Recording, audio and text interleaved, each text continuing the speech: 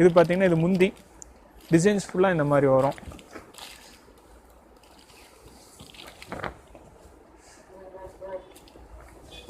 அடுத்து இது வந்துட்டு ப்ளவுஸ் பார்த்தீங்கன்னா உங்களுக்கு வந்து பிரிண்டில் இந்த மாதிரி மெட்டீரியலில் வரும் உங்களுக்கு.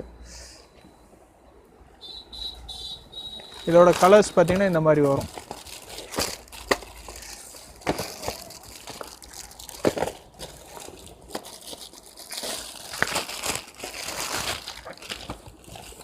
இது எல்லாமே அதோட கலர்ஸ் தான். கலர்ஸ் இந்த மாதிரி அட்ராக்டிவாக உங்களுக்கு வந்து இதாக இருக்கும்.